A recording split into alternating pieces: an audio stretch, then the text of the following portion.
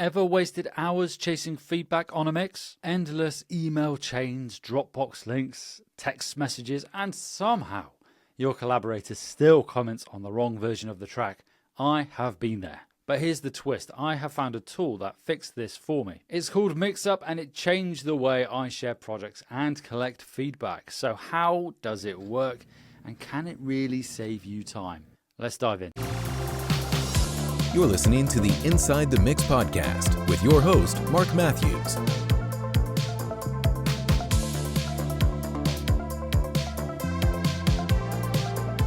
Hey folks, welcome to Inside the Mix, and welcome back to the returning listeners and viewers if you're watching this on YouTube. In this episode, I am sharing a tool, a platform that I discovered recently called Mixup. It's probably been around for a while, but I discovered it recently and I wanted to share it with you folks because I use this to streamline the revision and feedback process when it comes to mixing, mastering, and music production in general. Not only with regards to client projects, but also collaboration with other artists when I'm releasing my own music. So a quick backstory. I discovered this tool thanks to Elliot Glynn, who you might remember from episode 178. And he put a post on social media. He's got some great posts, some really, really good stuff. But he posted about Mixup. And I was in the market. I was mooching around, trying to find a better platform for that collaboration and streamlining, etc., what I mentioned earlier. And I thought, you know what, I'll dive in and give it a go. But before we go into it, I just want to make sure that you're aware that this episode is not at all sponsored by Mixup. It is literally just me sharing my experience. So just again, this episode is not sponsored. I don't get any financial benefit or anything like that from Mixup. It's just me sharing what I've discovered with you folks. By the end of this episode, you will learn how Mixup simplifies project feedback and how it compares to email or Dropbox, how it stacks up against alternatives like Highnote and FilePass, and the challenges I faced and tips to get the most from it. So if you ever struggled with messy collaboration or wasted time managing files, this episode is for you. But first, if you love what you're hearing and want to support the show, join the Inside the Mix podcast community on Patreon. You'll get exclusive content, behind-the-scenes extras, and you'll help the podcast continue going strong. So click the link in the episode description. So here we are in Mixup.audio. Now, I've been calling it Mixup, but I've been shortening it, but it's Mixup.audio by Pure Mix. And I'm on the website, so I'll describe it for those of you listening. And I've logged in, and I've got the free version. There are tiered subscriptions, and you get more depending on what you pay, and you can go and check that out yourself. Obviously, I'll put a link in the episode description to this platform, but I'm using the free version, and it works perfectly for me. I believe that when you, it says it here, so 14 days. I upload audio, a track versions for feedback, and I've got 14 days before it then gets taken down, which is ample time for me, right? I find at the moment I've got no use to move to the next tier, but that could well change. I'm still finding my feet with it. It's very new. I've only used this on 2 projects so far. August the 11th was when I started using it, and it is now September the 6th, I think, at the time of me recording this. And I've got 3 projects here. The idea here with this platform is that I can get time-stamped comments, feedback on a track. It makes it so much easier and streamlines the revision process because I know exactly where I need to make any edits. And it's much better, I find, than having an email with comments, which is great. I mean, that works. But for me, having those timestamps makes it so much easier because I can just go straight in and find out where I need to make those edits. Again, I haven't used this for collaboration yet, but I'm going to. I've been using this with clients so far, and it's worked really, really well. So I made the switch to Mixup. I was using Google Drive beforehand, which is fine, but the download feature of it I found was limiting. So if I disabled downloads, I was finding I was hitting a roadblock with regards to feedback. And also you can't leave revisions and whatnot with Google Drive as good as it is. I still use it for uploads. I haven't used this yet, Mixup, for uploads. I know you can set it so your collaborator, your client, let's say, can upload assets to it, which I haven't done yet, which I'm going to experiment with. But yeah, I wanted to get away from using Google Drive. Before that, I was using Dropbox. Dropbox was okay. You could disable downloads really easily and they could still stream and listen to the project. But the audio quality wasn't great, I found, with Dropbox. Whereas this is high fidelity audio. So you upload a WAV and it's going to stream at that particular fidelity. So let's dive into an actual project here. So I'm going to click on this one called One Life to Live. And I've got 3 versions in here. I've got static mix, drum, bass, vox, drums, bass, vox, piano. So I'm just sending versions as I'm mixing as I go, just so the client is aware of what I've done and also the direction that the track is going in. And I've got a couple comments on this particular version here. You just click on the one you want and you can see the time-stamped comments, and I can reply. The beauty of this as well is they can leave comments and not have an account, which I think is great. I don't know about you folks, but if somebody shares something with me and I have to set up an account, I find that a bit of a ball ache. But in this instance, you don't. And if I remember correctly, you can submit your email to get notifications when there's changes. So I guess you're still not setting an account, but you are submitting an email so you get notifications when new versions arise. I haven't been on the other side of this yet in terms of me submitting feedback. So maybe I should have done that before recording the video, but I will do that at some point. And yeah, you can see the time-stamped comments. So I can like it, I can reply, and I can solve it. You get that pretty much with any, I find, revision-based platform like Loom or something like that, for example. The beauty of this as well is that you can set levels and you can sort of normalize the levels so you don't get that loudness bias, which is great. Specifically when submitting the master, I find that really useful, or found it really useful, that I could submit a master and it would set a consistent level so the client was able to audition the master against the mix, but they were gain matched effectively, which I think is really useful because, again, you don't get that loudness bias, which works really well.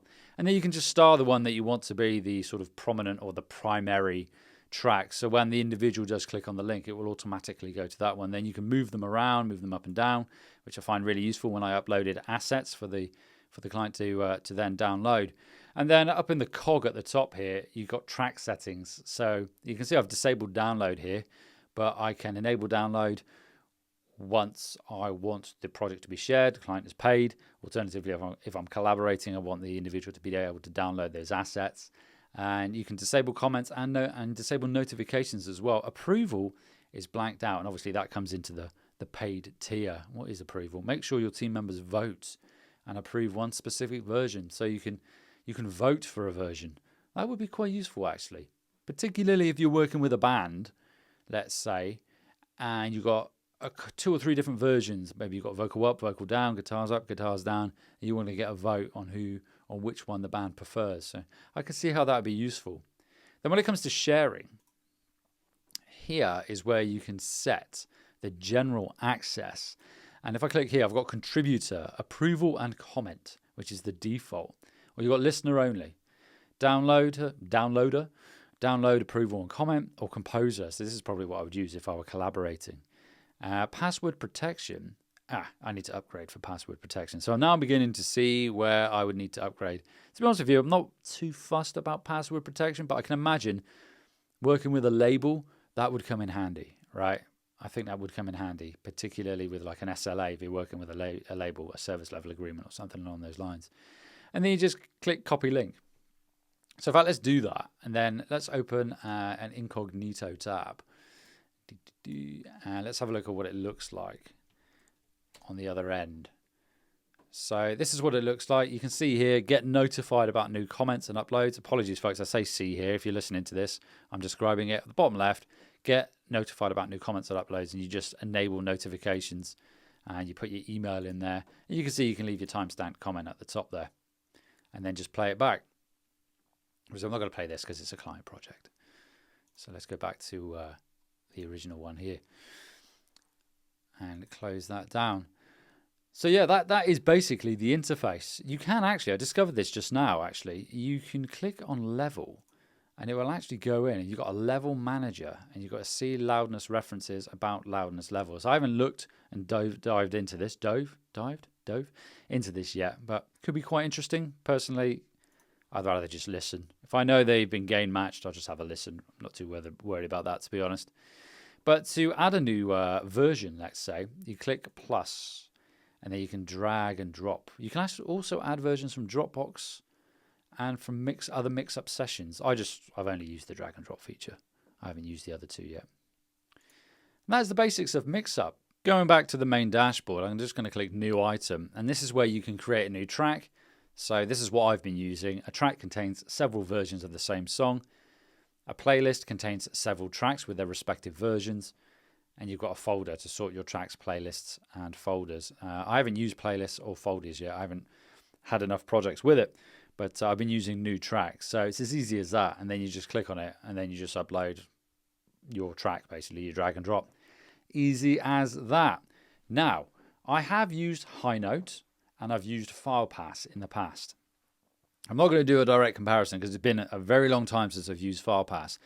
Where FilePass, I think, does win is that you've got the paywall. So you can set it so the individual pays the final amount, and then it automatically enables download. So it does streamline that part of it at the moment. I send an invoice, individual pays, and then I enable downloads.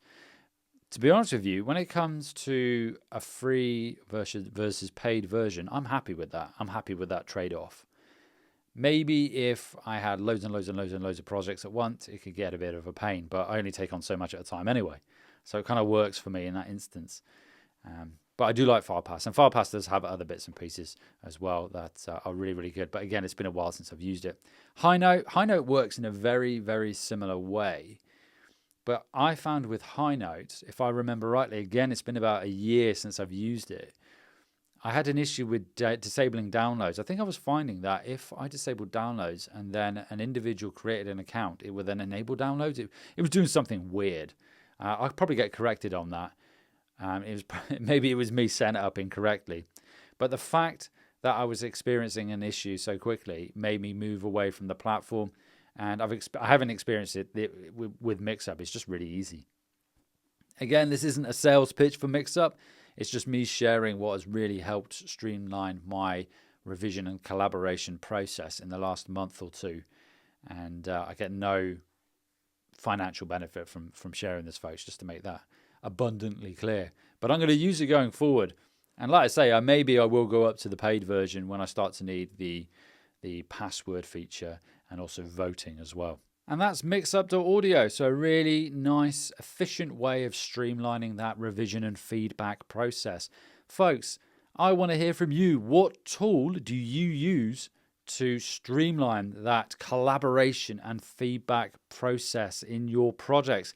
Click the send me a message link in the episode description and let me know, and I'll give you a shout out on a future episode. If you're a DIY producer or independent artist or just in music production in general, do go check out Mixup.audio. I'll put a link in the episode description and streamline that revision process. If you have enjoyed this episode, consider supporting the podcast on Patreon, unlock exclusive content, and help the podcast grow. Click that link in the episode description.